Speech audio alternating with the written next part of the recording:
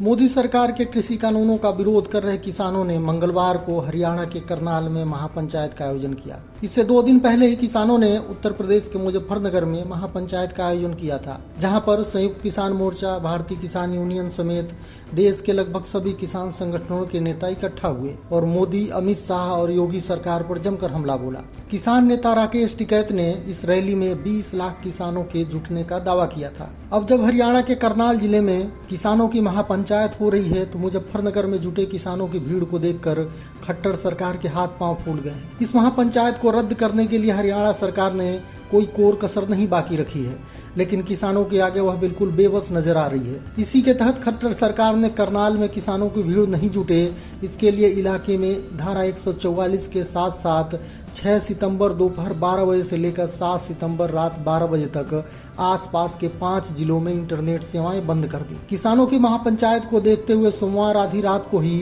अनाज मंडी और आसपास के औद्योगिक क्षेत्र को कटीले तारों और बांसों से सील कर दिया गया, जिससे माहौल बिगड़ने पर किसान अनाज मंडी से किसी भी तरह से नहीं निकल पाए। पुलिस को आशंका है कि किसान माहौल बिगड़ने पर अनाज मंडी से औद्योगिक क्षेत्र में प्रवेश कर सकते हैं। अनाज मंडी में महापंचायत के बाद किसान लघु सचिवालय पहुंचेंगे, जिसको देखते हुए इनको रोकने के लिए बैरिकेडों का ढेर लगा दिया गया है। किसान महापंचायत को देखते हुए आईजी करनाल और करनाल रेंज के सभी एसपी को कानून व्यवस्था बनाए रखने का निर्देश दिया गया है। इंटरनेट सेवा बंद होने के कारण कुरुक्षेत्र विश्वविद्यालय ने मंगलवार को होने वाली परीक्षाएं स्थगित कर दी हैं, लेकिन इतना कुछ होने के बाद भी किसान सरकार के आगे नहीं झुके हैं और उन्होंने मंगलवार को करनाल की अनाज मंडी में किसान महापंचायत की।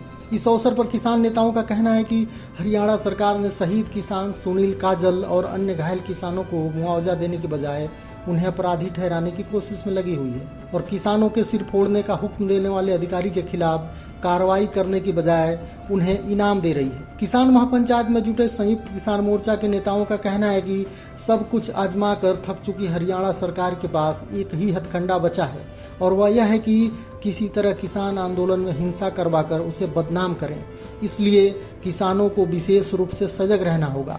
उन्होंने किसानों से अपील की है कि वे सरकार और उसके एजेंटों को ऐसी कोई हरकत करने का मौका ना दें जिससे किसी तरह की हिंसा की गुंजाइश हो। वहीं किसानों की महापंचायत से बौखलाए हरियाणा के कृषि मंत्री ने इस आंदोलन के लिए कांग्रेस को दोषी ठहराया है। कृषि मंत्री जेपी दलाल ने कहा है कि उन्हें लगता है कि गुरनाम चढ़ूनी ने हरियाणा में लगातार अराजकता पैदा करने के लिए कांग्रेस से पैसा लिया है। वे इसे तब तक जारी रखेंगे जब तक कि कुछ निर्दोष किसानों की जान नहीं चली जाती। बता दें कि मोदी सरकार के तीनों कृषि कानूनों के खिलाफ किसान पिछले 9 महीनों से दिल्ली की विभिन्न सीमाओं पर आंदोलन कर रहे हैं। इसी कड़ी में किसान नेताओं ने 27 सितंबर को भारत बंद का आह्वान भी किया है। बहरहाल किसानों के रुख को देखते हुए ये तो साफ है कि किसान किसी भी कीमत पर पीछे हटने वाले नहीं हैं। ऐसे में इस आंदोलन को रोकने के लिए सरकार को ही कोई पहल करनी चाहिए, नहीं तो किसानों की नाराजगी मोदी सरकार के लिए काफी महंगी पड़ सकती है। ये वीडियो आपको कैसा लगा हमें कमेंट कर जरूर बताएं। वीडियो को लाइक, शेयर और चैनल को सब्सक्राइब करें।